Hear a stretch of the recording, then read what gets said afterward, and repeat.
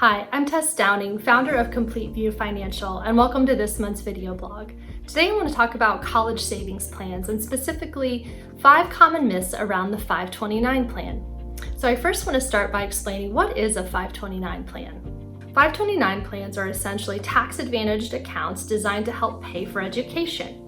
Essentially, any money saved in the account goes in after tax. You choose from a selection of preset investment mixes to find one that best matches the risk tolerance and time frame of your child. Many plans offer age-based options that automatically become more conservative as your child nears college. Your investments can grow tax-deferred over time, and when you're ready to start paying for school, withdrawals are federal income tax-free when used for qualified education expenses. So how much does it cost to go to college today? Well, looking at this chart here, you see the average tuition at public universities across the United States. On average, in-state students attending a public 4-year institution spend around $25,000 to $26,000 for one academic year. For private university students, they spend a total of around $53,000 to $54,000 per year. So taking all of that into account, some people could spend upwards of over $400,000 on an undergraduate degree. So why choose a 529? Well, we just saw how important it is to begin to plan because of the high cost of higher education. So looking at this chart, you see here that starting earlier the better, just like retirement. Beginning to save immediately, even at the level of $100 per month for 18 years, can accumulate over $40,000 with around 6% investment returns, which is really important when we're looking at the time value of money and the compounding of returns over that 18-year period. So here are the 5 common myths of 529 plan accounts. Number 1, our child must go to a college in the same state where the plan is established. Many people often get prepaid tuition plans confused with 529 plans. 529 plans can be opened in any state regardless of residency, but it's first important to think about the state where you reside. Consider that plan first because there could be some state tax benefits such as deductions or credits for the contributions that you make for that plan. Number 2, savings in a 529 plan could severely limit financial aid.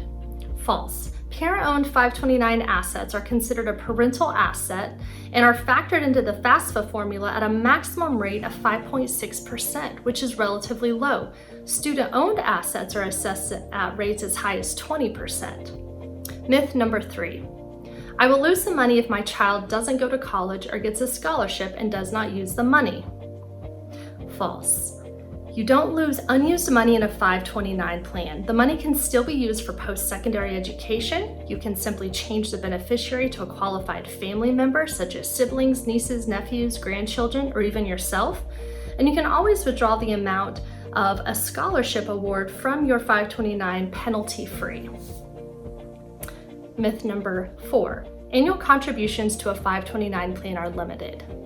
False. Unlike 401ks and IRAs, contributions are unlimited to a 529 plan. However, you must think about gift tax consequences.